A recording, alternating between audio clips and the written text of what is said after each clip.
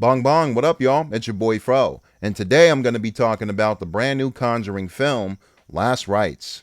So ain't nothing to it but to do it.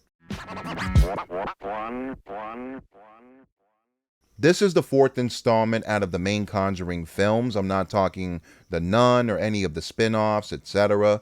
But I gotta say, this franchise does not have a great track record, in my opinion. I really enjoyed the first two films, and the second one might be my personal favorite, but I wasn't a big fan of The Devil Made Me Do It, the previous film, and this one is definitely my least favorite out of the four. This time around, we're getting a bit more backstory on the Warrens. We get to see their daughter Judy being delivered as a baby, but during the process, she dies momentarily, but eventually she is able to be saved by the power of prayer. Fast forward about 20 something years later, and we're following the Smurl family living in Pennsylvania. They're all held up in a shack. We have about four daughters, two parents, and two grandparents all huddled up together, and they're all going through the most recent case of violent poltergeist activity.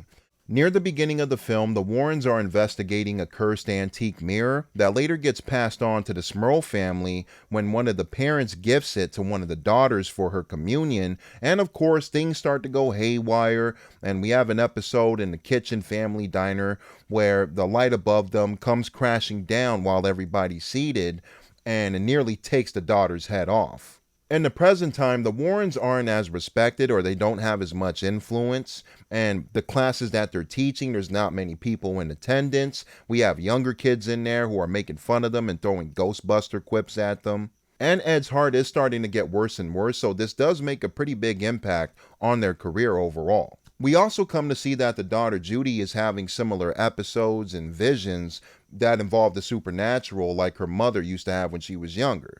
One scare that I found to be a little bit effective happens early on when all the Warrens are seated together at a restaurant and they're about to order food.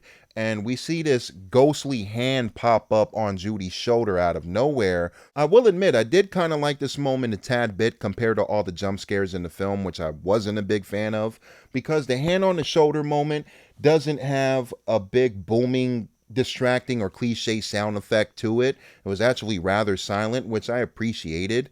Now, moving on to the things that I really didn't care for.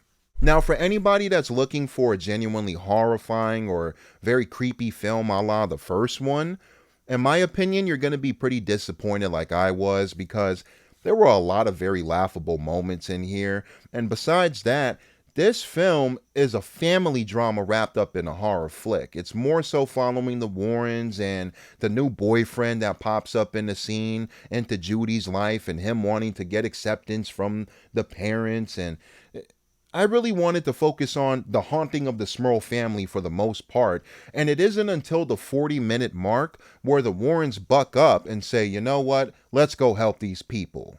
Father Gordon pops back up, and I was really disappointed with what they do with his character and his demise. At first, he's one of the few people to show up for the Smurl family before the Warrens step in, but when he goes to the Catholic Church to seek for extra help, the demon follows him somehow and causes him to commit suicide by hanging.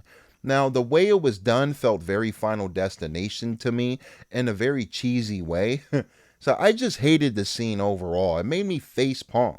After the death of Father Gordon, Judy's able to put two and two together through a premonition that she has of Father Gordon investigating the Smurl family house. So what does she do? She travels all the way down there by herself.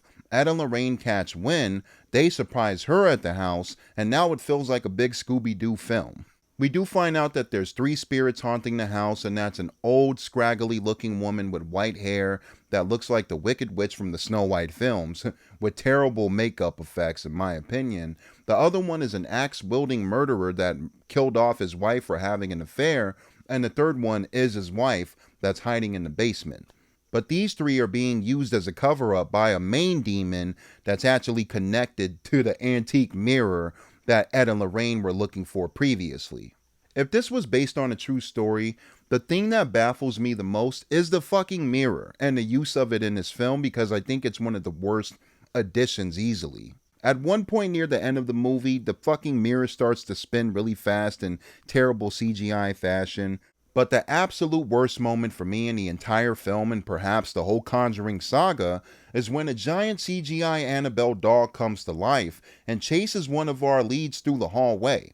Now, it's worse than I'm making it out to be. I actually got in a spat on Facebook over this, and this dude was coming at me because I was shitting on the Annabelle scene, and I had to redirect him to about 200 other people who unanimously agreed together that this moment was dog shit.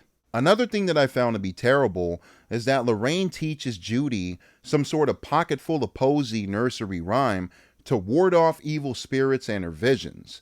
And I'm thinking to myself, if you and Ed are into the supernatural and you're fighting demons and this is what you do, I would think that you would call on God in the Bible to help Judy ward off the spirits. After all, the power of prayer did save Judy as a baby when she was still born. I was shaking my head in disappointment. I really think this movie sucked. But overall, I wasn't the biggest fan of Conjuring Last Rites. This is easily my least favorite out of the 4 films. I think the jump scares here are very laughable. I did like to see some of the backstory explored with Ed and Lorraine when they were a bit younger and Judy's birth. I found to be a bit interesting, but the movie went very downhill for me after. I would have liked to see the Smurls and the Warrens tag team together a bit earlier in the film, and I would have liked to see some of the side stories like Judy's boyfriend hampered down just a bit. This did not need to be 2 hours and 15 minutes. I felt like it should have been around 1 hour and 40 minutes or so.